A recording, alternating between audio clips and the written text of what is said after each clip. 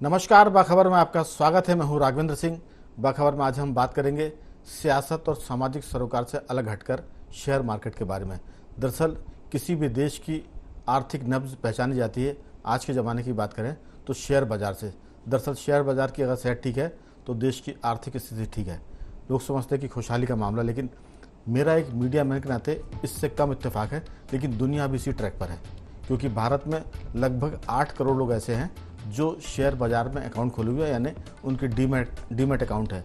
आज हम इसलिए भी इस बात कर रहे हैं क्योंकि जब पूरी दुनिया कोरोना के कारण लॉकडाउन में एक तरह से बंद हो गई थी, तब भारत ने शेयर मार्केट की तरफ रुख किया और उसके बाद लगभग 6 करोड़ से ज़्यादा ऐसे डीमैट अकाउंट होल्डर हैं जिन्होंने भारतीय अर्थव्यवस्था के बारे में पूरी दुनिया को जताया कि अब हम एक मजबूत देश की तरफ आगे बढ़ रहे हैं। ये तो हुई दुनियादारी को बताने की बात। आज इस पर चर्चा करने की वजह यह कि इजराइल और फ़िलिस्तीन युद्ध के बाद, मैंने फ़िलिस्तीन इसलिए जोड़ा क्योंकि हमास उसका एक हिस्सा है और फ़िलिस्तीन एक देश है जो इजराइल के खिलाफ लड़ रहा है। आज हम इसलिए इस पर बात कर रहे हैं क्योंकि इस युद्ध के वजह से पूरी दुनिया का शेयर मार्केट, अगर मैं कहूँ कि औंधे मुँह गिरा है तो अतिशयोक्ति नहीं होगी। क्योंकि भारत में पिछले 5 दिन की बात करें तो करीब 10 लाख करोड़ रुपए का शेयर मार्केट में घाटा हुआ। 6 दिन को अगर हम जोड़ते हैं तो ये एक तरह से घाटा जो है वो 20 लाख करोड़ के आसपास चला गया है। और अनुमान ये है कि अभी ये घाटा और बढ़ेगा, क्योंकि इजराइल हमास युद्ध, इजराइल फ़िलिस्तीन का युद्ध अभी विस्तार ले सकता है। ईरान ने जो कुछ किया है उसमें 3 देश और जुड़ गए हैं। लेबनान की बात करें, यानी बैरूत जिसकी राजधानी है, फ़िलिस्तीन की बात करें, और हमास तो खुद लड़ ही रहा है। इसके अलावा टर्की भी इसमें शामिल हो गया है जो इजराइल के खिलाफ बात कर रहा है।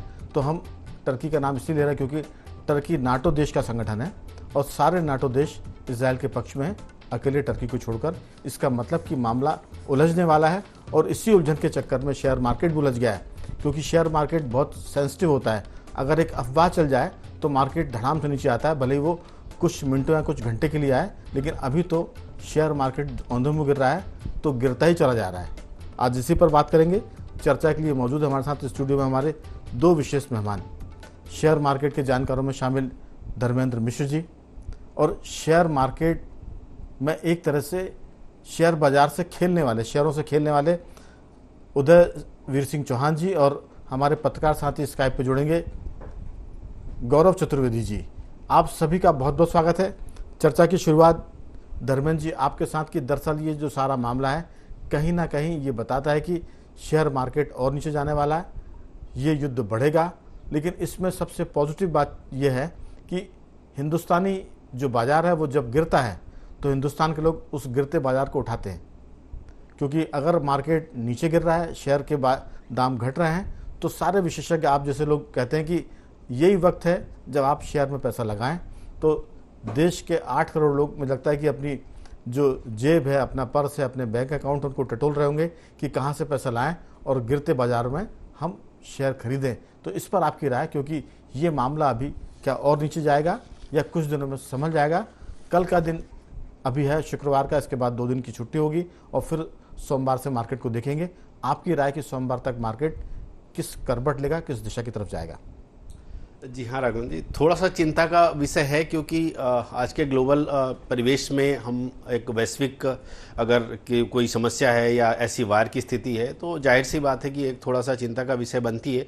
और ख़ासकर जब 2 देशों के बीच में हो रहा हो और तीसरा या चौथा कोई कंट्री उसमें इन्वॉल्व होती है तो कहीं ना कहीं विश्व युद्ध से लोग जोड़ने की कोशिश करते हैं उसको, तो एक चिंता का विषय तो है। लेकिन as a stock market, Indian stock market expert, मैं ऐसा मानता हूं कि मेरे लिए बहुत ज़्यादा चिंता का विषय नहीं है। हालांकि आज मार्केट ने, आप जैसा देखा होगा, लगभग निफ्टी अपना 260-270 पॉइंट माइनस में बंद हुआ है और एक प्रमुख जो सपोर्ट रहा है बाजार का 19,200 19,250 की रेंज जो रही है बाजार की, आज बाजार ने उसको भी तोड़ दिया, बहुत आसानी से तोड़ दिया। तो एक ये चिंता का विषय रही है। लेकिन उसके बाद जो हमारे जो दो अहम सपोर्ट हैं हमारे पास मार्केट के लिए, वो 18,600, निफ्टी की मैं बात करूं तो 18,600 और 18,100 के आसपास एक अच्छे सपोर्ट हैं। और इस सपोर्ट को लेकर बाजार अगर रिस्पेक्ट करता है तो अभी, और हमने हमेशा देखा है, आपने इतिहास गवाह रहा है इन सब चीज़ों का, कि युद्ध की स्थिति जब भी रही है, वार की स्थिति हमेशा एक परचेजिंग अपॉर्चुनिटी को दिखाता है। तो ये एक बाइंग अपॉर्चुनिटी रही है और निवेशकों के लिए यही सलाह है कि इस आपदा जो है या वैश्विक स्तर पर जो समस्याएं चल रही हैं, इसको एक निवेश की दृष्टि से एक अपॉर्चुनिटी समझे। और मैं हमेशा दोहराता आ रहा हूं बात को, आपके प्रोग्राम के माध्यम से दर्शकों को हमेशा बताता आ रहा हूं कि कभी भी अपने कैपिटल को पूरी तरीके से इन्वेस्टेड होकर बैठने की का मैं कभी सलाह नहीं देता, हमेशा पार्ट में इन्वेस्टमेंट करने की सलाह मैं देता आ रहा हूं। और आज उसी बात को दोबारा से दोहराऊंगा, ताकि निवेशक जो लोग, क्या होता है, पैनिक सबसे ज़्यादा कौन होता है इस टाइम पे, जो लोग गले तक पूरी कैपिटल इन्वेस्टेड होके बैठते हैं, और वो लोग सबसे ज़्यादा पैनिक होते हैं। क्योंकि देखिए क्या होता है कि अब आपके पास जब इन्वेस्टमेंट करने के लिए मनी नहीं रहती है, तो आप क्या है कि अपने पुराने इन्वेस्टमेंट को बार बार देखते हैं, और उससे एक जो है पैनिक की स्थिति बनती है। अगर आपके पास कैपिटल है तो आप बिल्कुल परचेजिंग अपॉर्चुनिटी ढूंढेंगे, कोई अच्छा स्टॉक्स ढूंढेंगे, कोई अच्छा सेक्टर ढूंढेंगे और उसमें पार्टिसिपेट करेंगे। जब आप पार्टिसिपेट कर रहे होते हैं ना, तो फिर गिरते हुए मार्केट का भी आप मजा लेते हैं। अभी हमारे जो मित्र बैठे हैं, इनसे हम अभी वही चर्चा कर रहे थे, तो गिरते मार्केट में मुस्कुरा रहे हैं और अपना पोर्टफोलियो देख रहे हैं। क्योंकि क्या है कि सर 30% 35% आज हमारे पोर्टफोलियो का प्रॉफिट था, 10 दिन पहले था, आज 28% 27% आ गया, क्या फर्क पड़ता है। लेकिन अगर ये हम इसको अपॉर्चुनिटी समझेंगे तो ये बहुत अपॉर्चुनिटी है। और अभी का जो निवेश है 6-8 महीने या 1 साल में इतना अच्छा रिटर्न देने वाला है। लेकिन दुख की बात यह है कि जो लोग इन्वेस्टेड होकर बैठते हैं, फुली इन्वेस्टेड होकर बैठते हैं, वो लोग ऐसा मार्केट में पैनिक मचाते हैं, और उनकी वजह से जो है मार्केट में रूमर्स फैलता है। क्योंकि आजकल सोशल मीडिया के माध्यम से जो हर तीसरा आदमी एक्सपर्ट बना फिर रहा है होता है स्टॉक मार्केट में, और वो नए निवेशक जो है उससे घबराते हैं और एक पैनिक की स्थिति बनती है। बिल्कुल आपने ठीक कहा, लेकिन हमारा अंदाज़ा गलत है। आप देखिए कि पैनिक कुछ फीसदी फैलाते हैं, बाकी खरीदने वाले बहुत होते हैं। इसलिए आप देखिए कि शेयर मार्केट गिरता है और फिर थोड़ा सा संभल जाता है। और आज तो जो सुबह या दोपहर में मार्केट गिरा था, उसके बाद जब वो दिन ख़त्म हुआ है तो मार्केट काफ़ी संभला हुआ था। यानी खरीदने वाले भी हैं। ऐसे कई शेयर हैं जो बहुत कम में, एक मैं शेयर का नाम लूँगा, सरकारी शेयर है IRFC की हम बात करेंगे। वो शेयर 5 रुपये तक गिर गया था। बहुत छोटा शेयर है, 70 रुपये करीब मेरे ख्याल से उसकी अभी कीमत आज की तारीख में, लेकिन वो 62-63 रुपये के करीब आ गया था और वो फिर वापस 70 रुपये पर आया है। तो इसका मतलब है कि अगर वो मार्केट गिर रहा था तो उसके खरीदने वाले भी थे, और वो इतने खरीदने वाले थे कि वापस वो 7 रुपये 65 या 60 रुपये का या 62 रुपये का शेयर में अगर 7 रुपये बढ़ते हैं तो ये बड़ा मुझे लगता है कि जंप है। तो ये अभी हैं ऐसे खरीदने वाले। तो जो सलाह है माने हमारे विशेषज्ञों की, वो ये कि अगर आप बड़े शेयरों पर दाव ना लगाएं तो जो छोटे शेयर हैं जिनकी कीमत कम है उन पर आप लगाएं, और कहा कि पार्ट पे में करिए, किश्तों में आप पैसा लगाते जाइए। तो ऐसे बहुत से शेयर हैं जिनमें आप पैसा लगा सकते हैं और फिर उसके बाद आप वारे न्यारे भी हो सकते हैं। मैं उदयवीर सिंह जी के पास आऊँगा। उदयवीर सिंह जी, दरअसल कोरोना काल जो था वो दुनिया के लिए सबसे ख़राब समय था, और कोरोना काल के बाद अगर सबसे ख़राब समय आएगा तो इस युद्ध का विस्तार आएगा। अभी यूक्रेन और रूस के युद्ध से हम थोड़ा सा उभरे थे कि इजराइल और फिलिस्तीन या हमास का युद्ध शुरू हो गया, और ये उससे भी खतरनाक युद्ध दिख रहा है कि शायद ये ज़्यादा विस्तार लेगा और लंबा चल सकता है।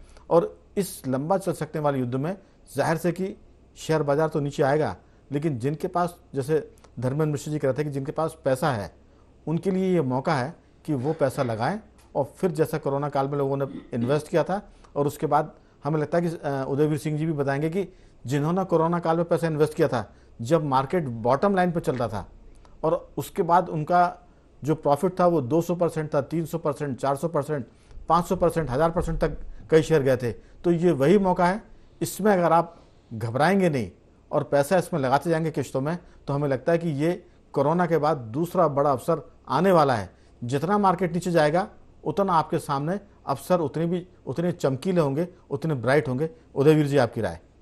आपने बातों बातों में एक चीज़ का जिक्र किया है कि कोरोना काल में मार्केट नीचे गया था। कोरोना काल से मुझे याद आया, उसकी एक खासियत थी कोरोना। हमारे साथ हमारे पत्रकार साथी गौरव जी जुड़ गए हैं। गौरव जी, बहुत बहुत स्वागत है आपका। जी नमस्कार। मेरी आवाज सुन पा रहा, थोड़ा विलंब से आपको जोड़ पाया उसके लिए माफी जी। उदयवीर जी बात पूरी करें। हाँ, कोरोना काल में एक खास चीज़ देखने में आई थी कि जिसकी इम्यूनिटी पावर ज़्यादा अच्छी होगी वो जीतेगा जी, और जिसकी इम्यूनिटी पावर कम होगी वो हारेगा। ठीक यही हाल शेयर बाजार का है। जिसकी इम्यूनिटी पावर अच्छी होगी, जो डटा रहेगा मैदान में, वो बल्ले बल्ले होगी उसकी। अब आप अभी देखिए जो मार्केट गिरा है, तो इसमें जो लोग पैनिक हो रहे हैं, मुझे समझ में नहीं आ रहा क्यों पैनिक हो रहे हैं। आप खाना भी ज़रूरत से ज़्यादा खा लोगे तो आप उल्टियाँ करने लगोगे। शेयर बाजार का नियम भी यही है, आप ज़रूरत से ज़्यादा शेयर अपनी ताकत से बाहर जाके खरीद लोगे तो घाटे में जाओगे। अभी तो आप ये समझ लो कि जैसे दिवाली से पहले बम्पर सेल लगती है बेस्ट प्राइस की, अमेजन की, अभी सेल लगी हुई है और जितना आप खरीद सकते हो गिरते हुए मार्केट में, वो आपके लिए एक मौका है, अपॉर्चुनिटी है। आप उसको खरीदिए, अपने पास रखिए और इंतज़ार कीजिए। मैं बता रहा हूँ भविष्य में इसके बहुत बड़े फ़ायदे होंगे और ऐसी गिरावटों का तो मतलब मुझे तो पर्सनली इंतज़ार रहता है। जी चलिए, तो इंतज़ार है और गिरावट का, लेकिन जिनके पैसे जा रहे हैं उनके लिए ये आंकड़ा गौरव जी बड़ा डराने वाला है कि 20 लाख करोड़ शेयर मार्केट में चले गए, डूब गए।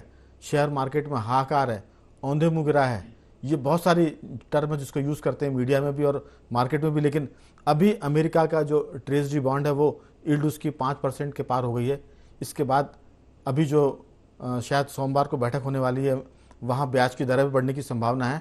तो बहुत सारी बातें ऐसी है जो अमेरिका के शेयर बाज़ार के लिए अच्छी है, वहाँ लोग पैसा इन्वेस्ट करेंगे। अमेरिका का शेयर बाज़ार शायद अच्छा हो सकता है, लेकिन वहाँ के इन्वेस्टमेंट का मतलब ये है कि भारत के शेयर बाज़ार से विदेशी संस्थागत निवेश कम होगा, इसलिए भारत का बाज़ार नीचे आ सकता है। अभी कच्चे तेल की कीमतें और बढ़ सकती हैं। अभी $90 प्रति बैरल है, शायद ये 100 या 110 तक पहुँच जाए तो भी मार्केट बढ़ सकता है। लेकिन इसमें जो हम सब बातचीत कर रहे हैं गौरव जी, वो ये कि आप सोने चांदी में निवेश कर सकते हैं, क्योंकि ऐसे मौके पे लोग सोने में निवेश करते हैं, चांदी में निवेश करते हैं, तो इसकी कीमत बढ़ने वाली है। लेकिन भारतीय बाजार, जो उदयवीर सिंह जी बात कर रहे हैं, जो धर्मेंद्र जी बात कर रहे हैं, जो समझदार शेयर मार्केट के खिलाड़ी हैं, वो इंतज़ार कर रहे हैं कि ये और नीचे जाएगा तब खरीदेंगे। जैसे नीचे जाएगा भारतीय शेयर मार्केट के लोग इसमें पैसा लगाएंगे। दुनिया का मार्केट भले नीचे जाए, लेकिन भारत का शेयर बाजार फिर से बैलेंस हो जाएगा, ऐसा लगता है। कई बार पिछले 2 साल में भारतीय शेयर मार्केट के जो शेयर होल्डर हैं उन्होंने ये करके बताया भी है। आपकी राय कि किस तरफ ये चीज़ जा रही, क्योंकि युद्ध का साया बढ़ता जा रहा है और वो शेयर मार्केट और पूरी दुनिया की अर्थव्यवस्था के लिए बहुत बड़ा खतरा है। गौरव जी, देखिए, ग्लोबल मार्केट में जब मार्केट नीचे जा रहा है तो स्वाभाविक तौर पर इसका असर भारत पर भी पड़ेगा। और अभी चर्चा के दौरान, मैं पूरा नाम उनका जान नहीं पाया था, लेकिन उन्होंने जो एक बात कही कि कोरोना काल के दौरान जो ज्यादा खाने और उल्टी वाली बात है, तो अगर आंख मूंद कर हम शेयर मार्केट में निवेश करते जाएंगे, सिर्फ शेयर मार्केट में निवेश करेंगे या शेयर मार्केट को उठाने की कोशिश करेंगे जी, तो शायद गलती होगी। सुरक्षित निवेश वो निवेश होता है जब आपको पता रहे कि हमारा निवेश हमारे पास सुरक्षित है। कम से कम सोने चांदी में अभी निवेश सुरक्षित माना जा सकता है जी। शेयर मार्केट में अप डाउन चलते रहेंगे, लेकिन इसको अप डाउन को बैलेंस बनाए रखने की जिम्मेदारी सेबी की, रिजर्व बैंक की और गवर्नमेंट की है। अगर ये समय रहते उचित कदम उठा गए तो बहुत बड़ा फायदा शेयर मार्केट में जो वर्तमान में निवेशक है उनको मिलेगा।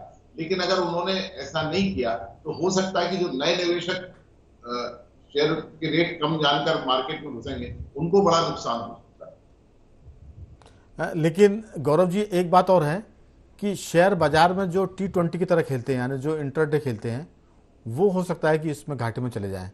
लेकिन जो वनडे की तरह खेलते हैं और जो टेस्ट मैच की तरह खेलने वाले प्लेयर हैं, वो कभी घाटे में जाएंगे इसकी संभावनाएं होती हैं, लेकिन बहुत मिनिमम है। वो बड़ा मार्जिनल होता है मामला। जो रोज का खेल खेलते हैं T20, वो जरूर हर बॉल पर छक्का लगाते हैं और कई बार वो पकड़े भी जाते हैं बाउंड्री लाइन पर। तो ये ऐसा दौर है कि आपको थोड़ा सा धीरज के साथ खेलना है, थोड़ा जिसे कहते हैं ना वेट एंड सी का मामला है। तो मैं लौटूंगा आपके पास, आपने जो बात कही है उसका उत्तर मेरे ख्याल से धर्मेंद्र मिश्र जी बेहतर तरीके से देंगे, वो उसके जानकार भी है। धर्मेंद्र जी, आपकी राय? जी हाँ, बिल्कुल मैं सहमत हूँ अपने साथी पत्रकार से।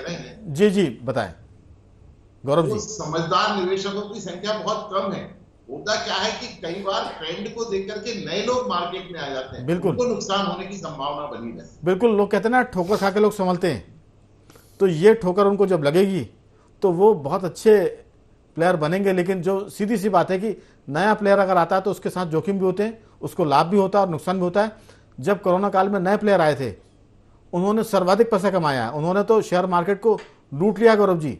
इस समय जो पैसा लगाएगा, हो सकता है कि वो 1 साल बाद मार्केट का एक तरह से बादशाह हो।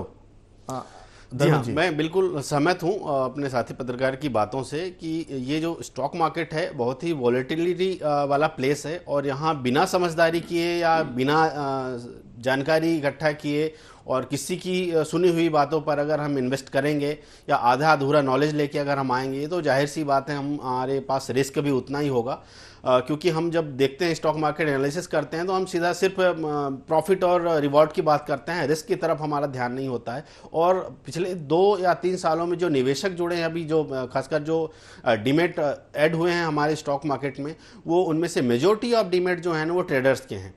लोग आज के टाइम पे जो नई जनरेशन स्टॉक मार्केट में उतर रही है वो इन्वेस्टमेंट करना पसंद ही नहीं करते, वो सिर्फ ट्रेडिंग करेंगे फ्यूचर ऑप्शंस। मैं अगर दिन भर में 10 नए लोगों से मिल रहा हूँ तो उसमें 7 या 8 इवन कई बार 10-10 लोग होते हैं जो सारे के सारे लोग ऑप्शंस और डेरिवेटिव और फ्यूचर ऑप्शन की स्ट्रेटजी और उसके बारे में चर्चा करते हैं। कभी कोई लॉन्ग टर्म या शॉर्ट टर्म इन्वेस्टमेंट की बात नहीं करता है। और इस चीज़ को सेबी भी बड़े अच्छे से परख रहा है और सेबी ने हर जगह एक डिस्क्लेमर डालना कंपलसरी कर दिया। सारे ब्रोकर्स के प्लेटफॉर्म पे सब जगह मिलता है कि 10 में से 9 इन्वेस्टर जो है ऑप्शन ट्रेडर के लॉस में हैं, 10 में से 9 लॉस में हैं। लेकिन उसके बाद भी क्या है, लोग अवेयरनेस की तरफ नहीं बढ़ रहे हैं। सीधा लोग पहले ट्रेड करेंगे, जब ट्रेड में लॉस हो जाएगा फिर ढूंढेंगे कि कौन एक्सपर्ट है। और आजकल यूट्यूब और इंस्टा में हर तीसरा आदमी एक्सपर्ट बना फिर रहा है, हर तीसरा आदमी ज्ञान दे रहा होता है। लेकिन सही सबसे जरूरी चीज़ है जो नए निवेशक जुड़े हैं कि बिना जानकारी के अगर हम मार्केट में जुड़ेंगे तो हम 6-8 महीने 1 साल से ज़्यादा नहीं जुड़ पाएंगे, हमको बाहर होना पड़ेगा। क्योंकि स्टॉक मार्केट में अगर हम बिना फाइनेंशियल नॉलेज के जा रहे हैं तो सबसे बड़ी गलती कर रहे हैं। तो मेरी भी यही राय है, मेरा सुझाव ये है उन इन्वेस्टर के लिए कि सबसे पहले आप जानकारी इकट्ठा करें, जानकारी को देखें समझें, अपना रिस्क रिवॉर्ड तय करें और मार्केट की डेप्थ देखें, अपना आप कितना रिस्क ले सकते हैं। हर आदमी की रिस्क लेने की कैपेसिटी अलग होती है। हम आज के टाइम पे यहाँ बैठ के कोई एडवाइस अगर कर रहे हैं तो हमने 1 साल के लिए कोई स्टॉक निकाला हुआ है, लेकिन जो ट्रेडर हैं वो सोचेंगे कि कल के कल रिटर्न दे जाएगा, तो बड़ी क्वांटिटी में बैठेंगे और अल्टीमेटली वो क्या होगा कि फिर वो, तो ये कम्युनिकेशन गैप होता है एक। अगर हमारे पास नॉलेज नहीं है तो हम ना कहीं एडवाइजर है, हम ना कहीं एक्सपर्ट की बातों पर भी हम पूरा का पूरा जो है एनालिसिस नहीं कर पाते हैं और उसकी वजह से हमको या नए ट्रेडर्स जो है ना वो इस चीज़ों को फेस कर रहे हैं। और जब तक मार्केट चल रहा होता है ना, रैली वाले मार्केट में तो कमाई जब हो रही होती है तो सबको अच्छा लगता है। लेकिन जब ऐसे एक सिचुएशन आती है जब मार्केट को एनालिसिस करने की ज़रूरत समझ में आती है ना, तब ऐसे लोगों को ध्यान में आता है। रही आज की गिरावट की बात, तो जैसा कि अभी के टाइम पे 2-3 चीज़ें एक साथ हो गई हैं। जैसा कि आप डिस्कस कर ही रहे थे कि एक जो हमास और इजराइल का हुआ, उसके बाद अभी आपने ये बहुत अच्छे से एक्सप्लेन किया है कि जो यूएस बॉन्ड यील्ड का जो रेट बढ़ा है लगभग 16-17 सालों में 5% के आसपास आया है। तो ये भी एक मार्केट के गिरने का एक बहुत प्रमुख कारण रहा है। क्योंकि देखिए जब आप बैंकों में 5% 6% के आसपास का जब इंटरेस्ट रेट बैंकों में मिलने लग जाएगा तो लोग स्टॉक मार्केट की तरफ थोड़ा 2-3% एक्स्ट्रा कमाने के लिए लोग आना पसंद कम करेंगे। तो ये पैसा स्टॉक मार्केट से जो निकल के और बैंकों की तरफ या बॉन्ड यील्ड की तरफ अमेरिका की तरफ जो शिफ्ट होगा अमेरिकन बैंक का, तो एफआईआई तो जो इस बीच बिकवाली करी है तो एक गिरावट की एक ये भी वजह रही है। लेकिन अगर महंगाई को कंट्रोल करना है या इन्फ्लेशन को हमको बैलेंस करना है तो या तो इंटरेस्ट रेट को हमको हाइक करना पड़ेगा या हमको बॉन्ड यील्ड की तरफ जाना पड़ेगा। और जैसा कि आप बोल भी रहे थे कि अभी फिर से मीटिंग है और उसमें मुझे ऐसा लग रहा है कि उसमें इंटरेस्ट रेट बढ़ने की संभावना कम है। क्योंकि पॉवेल साहब की एक कमेंट्री में, लास्ट कमेंट्री में ये भी हमने एक लाइन में हालांकि उन्होंने कहा था कि अगर ये बॉन्ड यील्ड का जो बढ़ोतरी है उससे कहीं ना कहीं इंटरेस्ट रेट बढ़ने की जो हमारी कंटिन्यूसी है वो कम होती है। क्योंकि अल्टीमेटली मकसद क्या होता है कि मकसद होता है कि कैश फ्लो जो है बैंकों की तरफ बढ़े, तो बॉन्ड यील्ड की तरफ से भी की तरीके से भी वो काम लगभग पर्पस पूरा हो रहा है। तो ये 2-3 चीज़ें फिर साथ में गोल्ड और सिल्वर के प्राइस, और खासकर ये जब युद्ध की स्थिति होती है तो गोल्ड के प्राइस, क्योंकि गोल्ड का कंजम्पशन, गोल्ड लोग मतलब कंट्री वाइज अगर देखें तो गोल्ड का वो लोग ज़्यादा खरीदना पसंद करके रखना पसंद करते हैं as a reserve cash money. और उसके बाद क्रूड ऑयल भी लगभग 90, 92, 94, 95 तक पहुँच रहा है।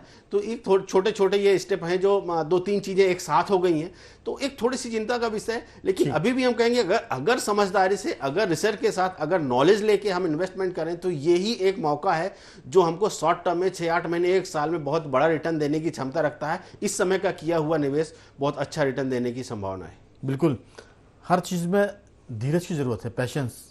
और मुझे लगता है कि जो शेयर मार्केट में है, भले ही जो नए प्लेयर हैं, जो नए लोग हैं, वो ज़रूर इसमें थोड़ा सा अधीर हो सकते हैं, जल्दबाजी कर सकते हैं, लेकिन शेयर मार्केट में जो लोग काम कर रहे हैं, 8 करोड़ की संख्या बताती है कि शेयर मार्केट के जो निवेशक हैं वो ऐसे नहीं है कि घाटा और मैदान छोड़ के भाग जाएं।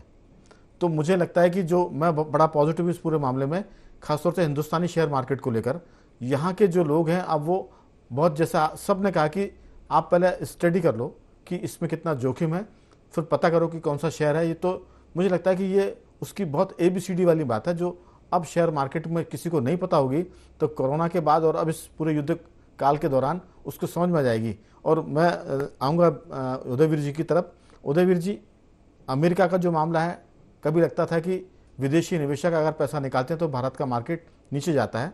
ये कई बार ऐसा साबित हुआ है कि विदेशी निवेशकों ने भरपूर पैसा निकाला है और कुछ घंटों के लिए मार्केट नीचे गया, लेकिन उसके बाद फिर भारतीय बाजार ऊपर आया, क्योंकि जो 8 करोड़ 7 करोड़ जो लोग हैं वो इस मार्केट को वापस से, माने जिसे कहते हैं जिंदा करते हैं, उसको एक तरह से एनर्जी से भर देते हैं। तो वो स्थितियां अभी बनी हुई है और 8 करोड़ लोगों में अभी ऐसे होंगे जो 1 करोड़, मैं बड़ी संख्या बता रहा हूँ कि 1 करोड़ होंगे जो घबरा गए होंगे, लेकिन 7 करोड़ ऐसे होंगे जो इस मार्केट के गिरने पर इन्वेस्टमेंट करेंगे। आज तो गुरुवार का दिन था, इस दिन वैसे भी मेरे ख्याल से क्लोजिंग होती है, तो आज आम दिनों में भी मार्केट थोड़ा नीचे जाता है, लेकिन कल और सोमवार को भले दुनिया कहीं जा रही हो, भारतीय शेयर मार्केट संभलता हुआ दिखेगा, ऐसा मुझे लगता है। और ये संभलेगा तो जरूर मैं आपसे फ़ोन पर बात करूंगा कि ये संभला भी है और गिरा भी, तब भी मैं फ़ोन से बात करूंगा। उदयवीर जी, आपकी राय, क्योंकि IT सेक्टर में, बैंकिंग में, फार्मा में चौतरफा गिरावट थी आज।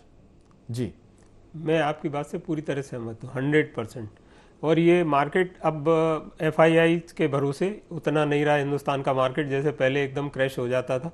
अब हमारे यहाँ के जो डीमेट अकाउंट होल्डर हैं, वो जैसे आप म्यूचुअल फंड में देखते हैं सिप करते हैं लोग, वो सिप सिस्टम चालू हो गया है शेयर बाजार के अंदर। वो इंतज़ार करते हैं और इंतज़ार करते हैं, जब उनको मौका मिलता है तो वो वापस उसमें पैसे लगाते हैं।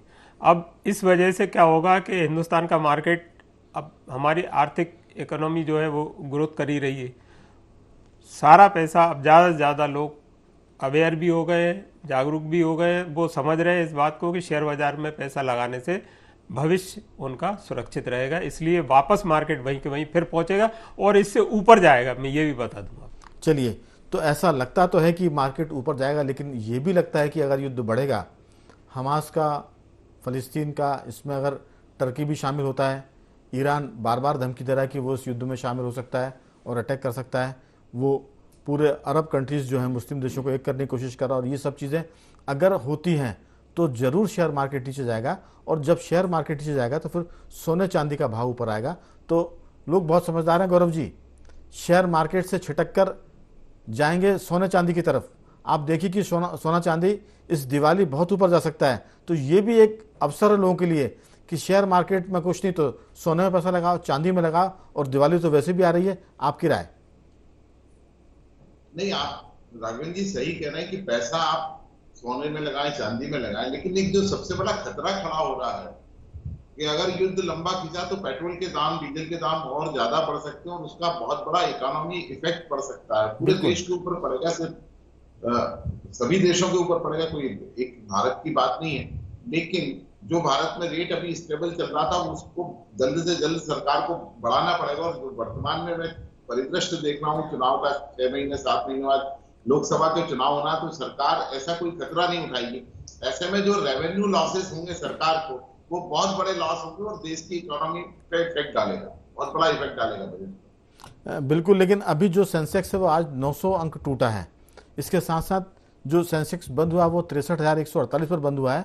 कल जरूर नज़र रखनी होगी कि आखिर ये मार्केट सुबह से बढ़ता है या नीचे गिरता है। इसमें बैंक निफ्टी की हम बात करें तो वो भी गिरा है, यानी चौतरफा गिरावट है। कुल मिलाकर हम कह सकते हैं कि बाजार नीचे है, लेकिन जो समझदार निवेशक हैं, मैं नहीं कहता कि 8 करोड़ के लोग 8 करोड़ खुश होंगे जो डीमैट अकाउंट होल्डर है, लेकिन कम से कम कितना भी मैं कंजूसी से बात करूं तो 4-5 करोड़ निवेशक ऐसे होंगे जो पैसा इसमें डालेंगे, निवेश करेंगे। और 4-5 करोड़ अगर लोग निवेश करेंगे तो ये ऑस्ट्रेलिया जैसे पूरी देश की आबादी के बराबर है।